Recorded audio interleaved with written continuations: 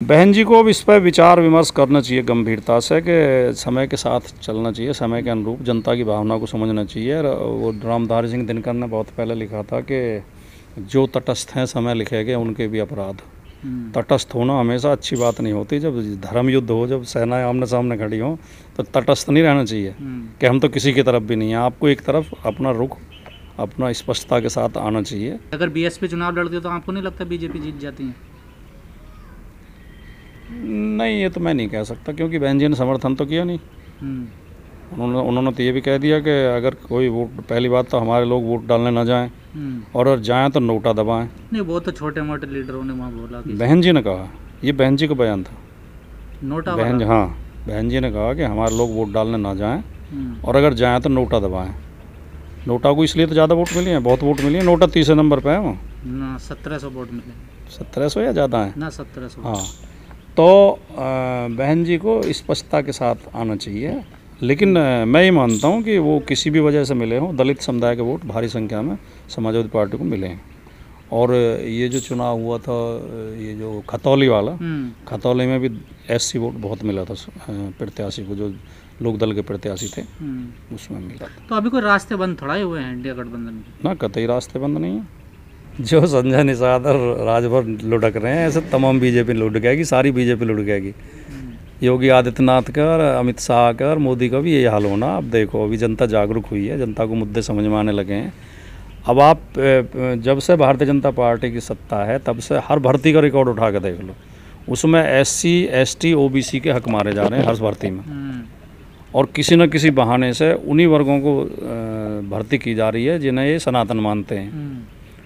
तो इसीलिए तो ये सनातन चिल्ला रहे हैं। अभी दिल्ली पुलिस के जो 7600 के करीब भर्ती निकली है, उसमें OBC को कुल 229 सीट दी हैं। 27% आरक्षण में 2000 सीट मिलनी चाहिए थी। 429 सीट दी हैं। और EWS जिसको 10% आरक्षण है, उन्हें 810 दी हैं। ये अन्याय क्यों है भाई?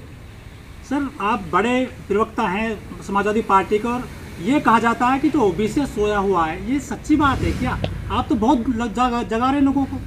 राजनीतिक रूप से SC के मुकाबले OBC सोया हुआ है।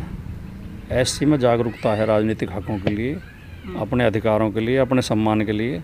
OBC में कम है। लेकिन अब पिछले 1 साल में हम ये महसूस कर रहे हैं कि OBC भी काफ़ी हद तक जागरूक हुआ है और अपने मुद्दे समझ रहे हैं। OBC के सोने की वजह से बीजेपी सत्ता में आई। OBC का बहुत वोट इसका बीजेपी को मिला। लेकिन इस बार मुझे नहीं लगता कि OBC बीजेपी को वोट देगा। लेकिन सर, हरियाणा में मोनू मानेसर यादव हैं, बिट्टू बजरंगी और बिट्टू लोहार, दोनों OBC हैं, वो जेल चले गए हैं। इनको बदले में क्या मिला है? पोस्टर बॉय बन गए थे ये बीजेपी के लिए। नहीं, किसी आतंकवादी, अपराधी, गुंडे, बदमाश, लुटेरे, ठग, उनकी जाति धर्म देख के हम ये तय नहीं कर सकते कि वो कोई किसी जाति का प्रतिनिधित्व करते हैं, या पूरी जाति का समर्थन उनके साथ है, या पूरी जाति का चरित्र वो है जो उनका है। किसी कोई भी हो, ये तो बीजेपी करती है। एक मुसलमान आतंकवादी पकड़ लिए तो सारे मुसलमान आतंकवादी हैं। हमने, वो उनका व्यक्तिगत चरित्र है, वो दोनों खराब वो है उनकी स्थिति, लेकिन उसके लिए पूरे समुदाय को दोषी नहीं ठहरा सकते। सर, एक आखिरी सवाल, कहा जा रहा है कि संविधान पे एक बड़ा खतरा है। अब भारत इंडिया जैसे नाम के लेकर हो रहा है, कभी संविधान बदलने की बात हो रही है। संविधान, जब 26 नवंबर 1949 को संविधान सभा में हमारा संविधान एडॉप्ट किया गया था, उसके 3 दिन बाद ऑर्गेनाइजर अखबार में गुरु गोलवलकर ने, जो RSS के प्रमुख थे उस समय, उन्होंने एक लेख लिख कर इसका विरोध किया था। उन्होंने कहा था हम इस संविधान का विरोध करते हैं, ये कटिंग पेस्टिंग का संविधान है, नकल के करके बनाया गया है, हम मनुस्मृति पर आधारित संविधान चाहते हैं। तो ये भारतीय जनता पार्टी और RSS तो कभी भी संविधान के समर्थक नहीं रहे। इनकी हमेशा कोशिश होती है कि बाबा साहब के संविधान को हटा के मनु का संविधान लागू किया जाए, लेकिन इनमें हिम्मत नहीं है इतनी। इनकी असलियत ये है कि ये कितना ही भी गोडसे की पूजा करे जाएं, लेकिन जब जो G20 के राष्ट्राध्यक्ष भारत में आते हैं तो उन्हें लेके गांधी की समाधि पर जाते हैं। इनकी हिम्मत नहीं है कि ये गोडसे पे फूल चढ़वा दें।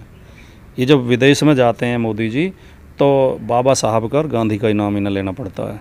अगर एक गॉडसे का और सावरकर का नाम लेंगे तो इनका अपमान होगा। संसद में तो सावरकर पर चढ़ गए ना। तो नहीं, सावरकर की फ़ोटो लगा दी थी इन्होंने, वो अलग बात है, लेकिन सावरकर को कोई ना इस देश में पसंद करता ना कोई बाहर करता।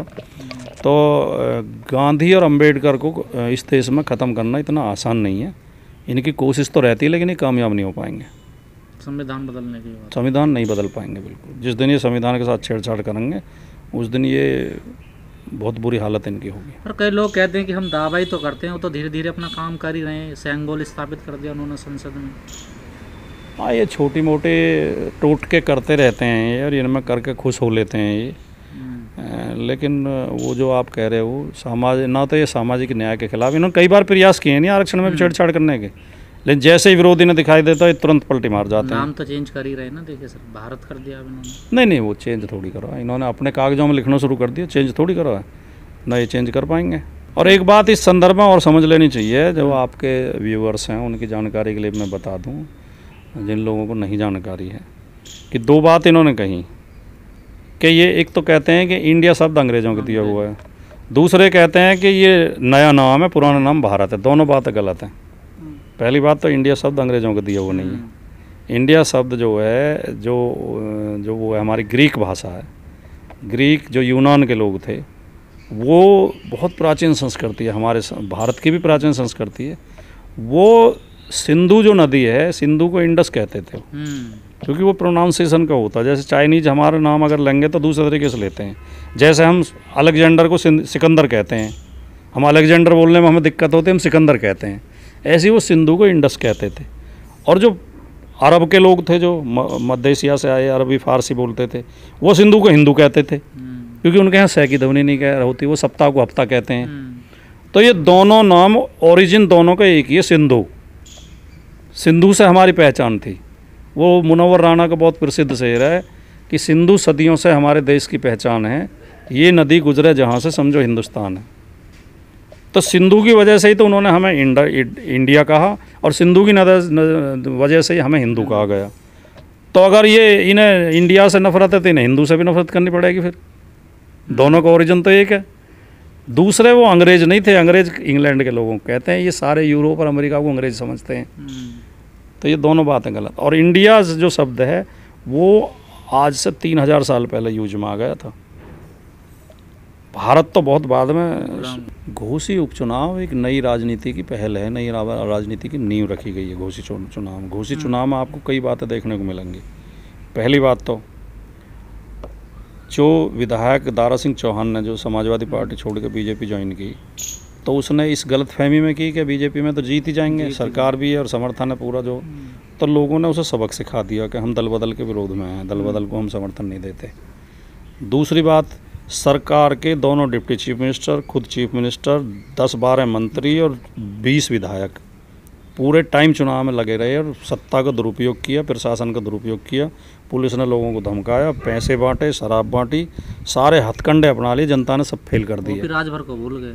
ठीक है, हाँ, ओपी राजभर भी वही दल बदलू है। तीसरी बात जो बहुत बढ़िया जो संदेश है, समाजवादी पार्टी के प्रत्याशी को हर वर्ग के वोट मिले हैं।